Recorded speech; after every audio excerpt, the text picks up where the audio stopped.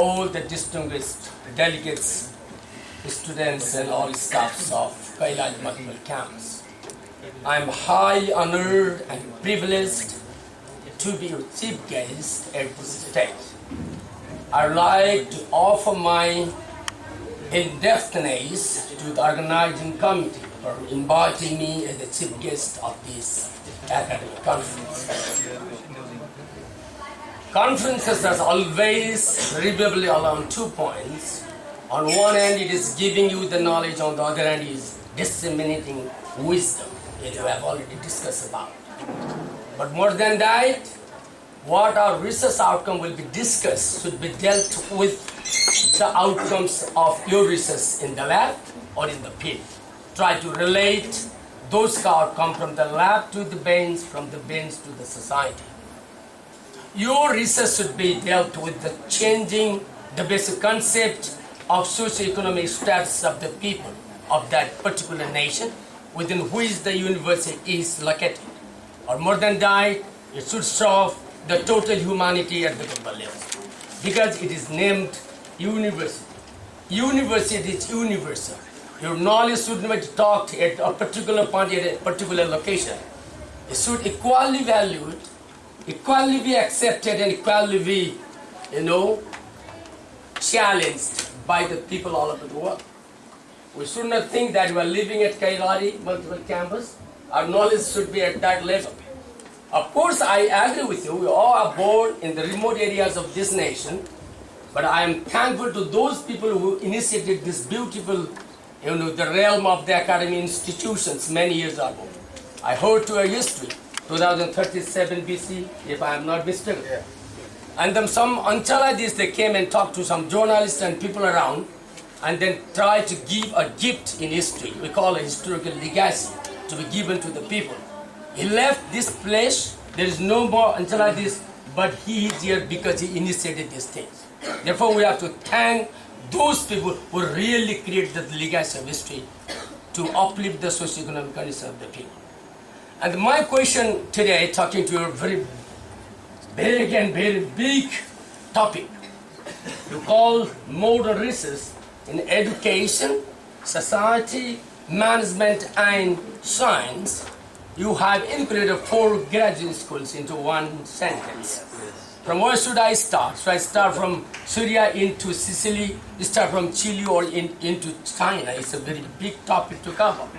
Within a short span of time, I'll try just to bring all the things together, making a potpourri of what our culture is made of 100 trans-ethnic groups. Try to share some of the knowledges. Therefore, now let me just jump into a way, because I'm in a rush to go to another place. I have to take 2 planes in a transit way, go to Bradnagar in the evening today. And why do you set up a university? Simple answer, many professors with a lot of knowledge about the expert of university would be happy to deliver hours of lecture what the university is, why it is open, and what is the purpose of setting up the university. I do not go into that academic fantasy today. But what I should talk to you is the purpose of establishing the university is just to follow its knowledge. Simple.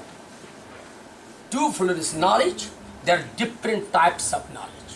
And as former researchers say, we have to manage what kind of knowledge you want to use for what purpose. If it is for management purpose. If it is for science and technology purpose. It is for education, it is for transformative education. It is for medical, it is for medical treatment. It is so many areas, it is engineering, for construction, so many things. But ultimately, we will manage the types of knowledge system, right?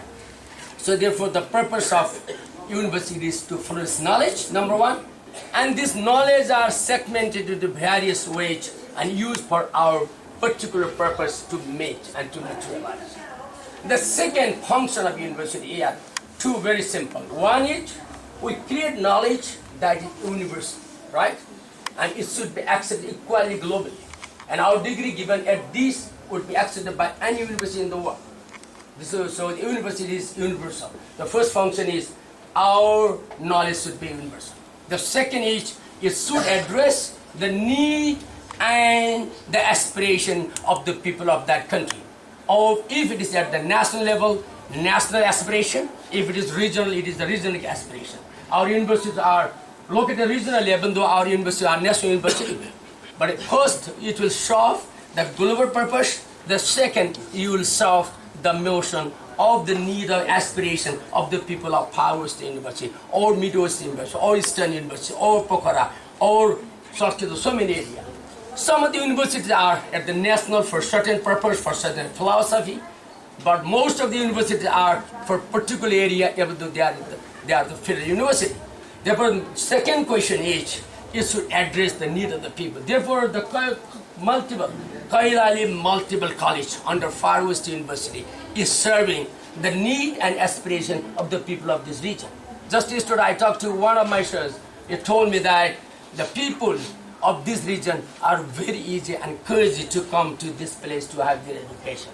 And once upon a time, they had to go either to India or to live for Kathmandu if they are something from the well-to-do family. But for the poor family, there is no realm to go anywhere in the world. But after the opening of this college, now the people are very happy. They first give the priority to select this college. And there were 9,000 people. Now they have 6,000 after the phase out of 10 plus 2. It's a big number. Now in the world, so many universities are dwindling down. They're dwindling down the numbers of students. Many professors from Europe, America, and many big universities are coming to Africa and Asia in search of the students to fulfill the number of the students. They're so-called highly educated institutions. You have to be very proud of that. We don't need to go far. We have our university, our own students. But the thing is, you need very qualified course of study, very qualified human resource, and very qualitative education to deliver to our students. Therefore, my question is, you have to be very much particular to that one. Then another important thing what I talk to you is, there are 4 theories of knowledge generation. Number one is liberal art theory.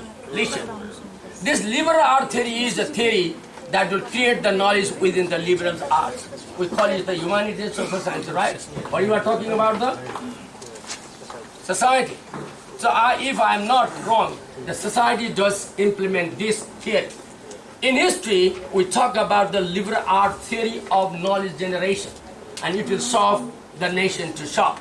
And many leaders, literary figures, artists, and so many people like Oronico will be produced from this realm. The second one, it does not fulfill the whole need of the society. The second is, we need the second professional group theory. We produce engineers, we produce lawyers, we produce medical scientists, we produce the scientists, we produce certain people who are professional in their theory. And the nation needs these things. Who will produce? The university will produce. The second is the professional permission theory of knowledge system. And the third one is the research engine. University on the top of that. University or any college without research has no meaning at all. In the 21st century, you should have research always in your mind. R&D, do not forget it. Research and development should be in your mind. Without research, there will be no development. So first you have to do the research. What kind of research? Talking research, or pure research, or applied research? I put more emphasis on applied research. There are some, researches that are only done in the lab, but you can publish some beautiful articles.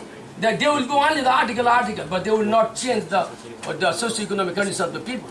So your research should be applied. If it is applied, you can apply it.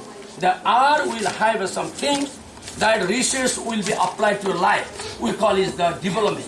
Because if it is applied, and it will be some product in the society. And that product you will produce, and that product will serve the people. It is a service. And from the service you will make money. From the money you will change the society. Therefore, R&D should go hand in hand. So therefore, this research management cell of Kailali Multiple Campus has that kind of aim, I think. I truly believe in that. Therefore, they have done this kind of things. I congratulate these people to initiate this kind of noble mission from far west, from the remote area. Once upon a time, it was jungle of 37 bighas of land. Today, it has been a realm of economic, academic knowledge. and young generation come. I congratulate and really inspire these two young girls who are the product of this jungle and this area. Once upon a time, their fathers, once upon a time, their ancestors were working as the farmers and laborers of this region. Today, their children, their kids have become the innovators because of this college. We should thank these people. Therefore, you have to make many times mistakes. Never get discouraged. I appreciate the people who make mistakes because they will learn many things. Mistakes is the learning. Never give up. Never give up the mistake. So mistakes will help you to push you off. And that's what I would like to inspire the young generation, because if we are not so-called academicians, we have to put our emphasis and brains of the generation. You will die one day. After your death, you need only 6 to 7 feet land, nothing more than that. Why are you on this planet? Why are you on this planet? If you know the philosophy and the value of the life, you have to make a change of the young generation. You have to commit yourself. You have to commit yourself. Try 24 hours, commit yourself to the research and development. And this is the third point. The third point is research in the field. From the research, we will do research in the lab, and we will do innovation. We call it the STI policy, Science, Technology and Innovation Policy. And in Nepal, I would like to tell you one thing. How many Nobel Prize winners do we have in Nepal? None. How many Nobel Prize winners do we have in Nepal? None of. Nobody. Yes, answer. No. Why it is like? I just want to say. We have thousands of academics, right? We have thousands PhD holders, right? We have thousands of postdoctoral researchers, right? Yeah. Why don't you have one single PhD holder in this country? What is the mistake behind? Who is blamed for that? The national policy and then the leaders and parties of this nation should be blamed for that kind of legacy of our country, that kind of pettiness of our country. Because these people never allocated money for an R&D in our national budget. I have been fighting for the last many years together, and recently I have been fighting again at the National Planning Commission, many places, that Nepal government should allocate at least 2% of an R&D budget of the total. If it is 15 trillion, that is the Arab money, it is 2%, 30 Arab will be with us. If we have 30 Arab, one university can have more than 1.5 Arab. Then can we develop our university or not? Make a simple one. In the world today, Israel has the highest allocation of R&D. It has 5.88% of the total GDP of the nation, the number one in the world. The second stands South Korea. I recently visited after 15 years of my academic journey. And then when I was a visiting professor 15 years ago at one university, I was moving between Tokyo and South Korea. Then I moved to South Korea to Nepal, and then I did not get a chance to go for the last 15 years. After 15, I visited. Everything is science and technology. Everything is based on innovation. Today, if we talk about Japan, Japanese government announced within the next 30 years, Japan will produce 50 Nobel Prize winners. Can our government produce? Within the next 10 to 15 years, Nepal should produce at least one Nobel Prize winner. Can we announce it? Do you have this kind of gut? No, Do you dear. have this kind of courage? Do you have this kind of facilities? Do you have this kind of course of study? Do you have this kind of lab? We do not have that. But we should not be discouraged. We have to start ourselves. We have to start together, people like you in this room. If we make a change, if we make a synergy, we can make a change. I truly believe in all the academic people. And that's why our budget should be minimum 2% of the total national budget. And second, my point is today, these days I'm fighting it. The education sector should have at least 6% of the total GDP of the nation. This is the basic parameter of the world.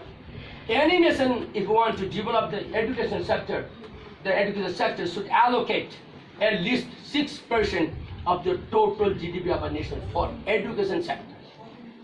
Today, Norway has 6.6%, Chile in the southern part of Latin America Small country has 6.6%, is very high with Norway. The second is 6.3% each with New Zealand.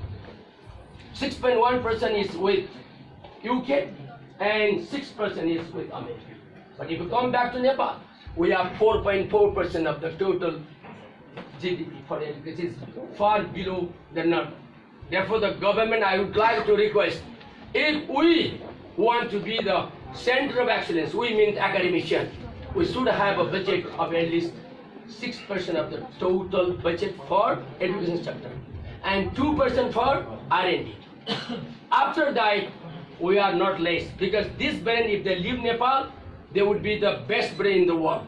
But if they stay here, we cannot demonstrate our brain. Where our brain do go? Where do our brain go? Because we do not have facility, we do not have lab, we do not have any kind of excellence. Therefore, if we want to make the center of excellence in the education sector, now we have to have three things. Very shortly, I brief it up. Number one, your course services should be updated every 2 or 3 years. Number two, your manpower must be highly qualified and excellent based on the meritocracy. Do not have the people on the bhag banda, please. That is the cancer of the society. I am the first Vice-Chancellor to hire all of my whole staff based on the free competition in Nepal. Many parties, leaders came to me and they threatened me, but I challenged them. I was born once, will die once. I am not afraid of anything. And I started hiring my team based on the free competition. I thank Suresh, Professor Dr. Suresh Sharma, the Vice-Chancellor of Kailali University. He led the selection committee for my registrar, for my deans, for my campus, for my SODs. All are based on free competition. And after that, the pressure is dropped down to 0 today. I can do the beautiful thing. And today, other universities of my country, Agriculture University, Farm State University, Bokhara University, Eastern University, and recently Nepal Open University are on my pathway. They are opening free competition. There is no other way. There is no other way. Therefore, free competition, you have to hire the manpower. The another thing is your pedagogy should be more based on the progressive concept. Do not think that progress means communist. It's not like that. Progress means progress. You go ahead with my idea. And there are so many progressive colleges in India. There are so many progressive schools in Nepal based on that. Only written exam and only written assessment is not the final one. Our students are loaded with that. When I go through the northern Scandinavian countries, from Finland to Sweden to Norway to Finland, so many Netherlands, I go through their ways of teaching. They are not given a burden. They go free of bags and learn what they learn technically and come back home happy. That's life. And if you are burdened with your education, why do you need education? Education should inculcate the freshness in your mind. In Eastern philosophy, we call it the holistic philosophy. In Western philosophy, we call it the reductionist philosophy.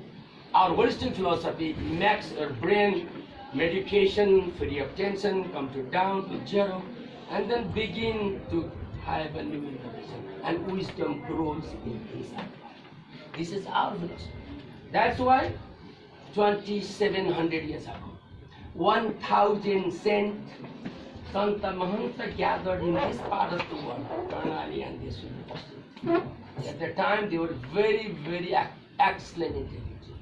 At the time, Shiva, 15,000 years ago, Shiva was near Kailas. Kailas was a part of Kailali. Do you believe it or not? It was a part of Mansarovar. Unfortunately, China attacked the western part, Tibet attacked, and Bhuke and Puran, two districts, they went to Tibet, and today it belongs to Tibet. But Shiva was the first geneticist, first Adiyogi, was born in Kailali, and he started yoga and many new knowledge. He was the first teacher, first researcher in the world. You have to be proud of your ancestors. Today, there is a statue of Shiva in the western part of Germany. They call Shiva is a true geneticist in the history of mankind. But today, when you come back to our country, we do not give a respect to our Shiva. We say he's yogi, something like that. It's not the way. You have to think, what is your education for? You have to transfer yourself. So we have to respect, and today we are respecting our people. Shiva, 15,000 years old, is a great geneticist on this subject. Therefore, the question is, we have to be proud of our history, proud of our tradition, proud of our ancestry, and our civilization as well. We are not poor, but we were made to be poor for some time. Now we have a different situation, so you have to come up. Now you are capable of gathering these minds to ponder over certain basics or churning on something in order to bring a nectar. That nectar should be useful for the development of humanity. Because of these things, today I am here among you, and what I say is lastly but not the least, the one thing each, you have to think on page. I am a researcher. Let me give you two data. This time in the world, two reports were recently published. One is the GII and Global Innovation Index, GII. It was published in September 2022.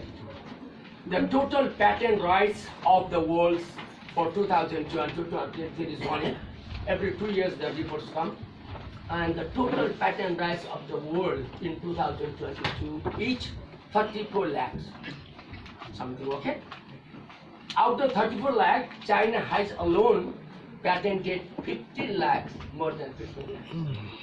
And America, 5 lakh 91,000. Third one each, Japan, 2,089 lakh, 2 lakhs 89,000. Then comes South Korea, 2 lakhs 71,000, something. And comes the whole Europe. To the whole Europe is today 4th or 5th position.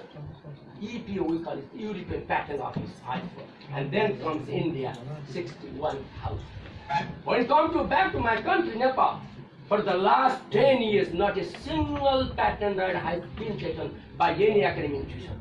Why we are here, for what? Why do we open university? What is the purpose of opening university? Why do you talk a big, boasting sounding voices? And what is our role for our nation? Well, we are. Are we talkers or we are doers? You are talkers with a big sound, or do you have any contribution? Let us try to reassess from inside your heart. Do you believe in Kundalini Kunda? I believe in the Kunda because I am a yoga instructor. And I read all this Eastern philosophy. And I am proud of my Eastern philosophy. There is a lot of innovation inside the Eastern philosophy. Even I am a student of molecular biology. I look into a gene. I look into DNA system. My PhD on human genome. And I'll talk to you later on about it. But my question to you is, let us try to analyze retrospectively our history and try to build our lineage on the top. And that's my request to you. Otherwise, if you lose the roots, grassroots, you will be nowhere. We have history, we have civilization. And education is for that. Education is for that. Education to change. Education is to make a change. Education to realize there is a difference. So what we are making our people with these things. And another thing is that this year there is the CPI report. Corruption, perception, among 180 nations. On the top is Denmark, 0 to 100 marks, okay? And Denmark secured 90 marks out of 100. And on the top, on the last each, Somalia with 12 marks. Where is Nepal? Nepal is 34 in the middle. It belongs to 2/3 of the most corrupt nation in the world. And what you are? To which country is the citizen you are or academician you are? So we have to look the data globally. We have to analyze locally and then act locally so that we can build. 30 to 40 years. Why I'm talking it? The Europe, it took 100 50 to 200 years to develop Europe like today. But America, it took only 100 years to 150 years to develop today's America. But South Korea, it took only 30 to 40 years to make today's South Korea. And how many years would it take? Taking all these things into our history and consideration, we can develop our nation within 10 to 15 years. Do you believe it or not? So if yes, we should have the visionary leaders based on academic excellence. अर्केक्षा पढ्दै जाने मन्त्री हुनेले देश बनाउनु छैन। तपाईहरु clear हुनुहोस्, 9 कक्षा पढ्दै जाने मन्त्री हुनेले देश बनाउनु छैन। जिनले त्यसको स्रोत प्रयोग गरेर देश स्पष्ट गरेका छन्। मैले व्यक्ति भनेन पर्सेप्सन कुरा गर्दैछु। So where you are, you people holding degree, MPhil, PhD, you are in the street, hangering here, there, wandering here, there. The people who are with class 7 and 8, they are ruling on you. Do you think or not? Do you think or not? Is it time for you or not? That's my appeal to you. Because I believe within the system and I look into the system. I spent my 30 years at Tribune University and then went around many countries as a visiting professor. Now I am in my own region where I was born. It's what you would call it's a role given to me. But I'm changing my university now. What I'm doing today is not a topic, but one day we'll talk about it. But we have made a great change. We want to use the word of people change in the history of people. All people changes should be there. So with these things today, I would like once again to thank you and to thank you, Registrar, for a lovely invitation. One day I'll find a way into your venue. The venue beautiful, I know. And I am missing my Vice-Chancellor, my colleague, who made a phone call in this morning to me that he was on the way to Kerala. I told him I'll also catch you in the evening. So with these things, for your hospitality, everything, I extend my own greatness to you. Wish you very good luck and keep on working, keep on reading.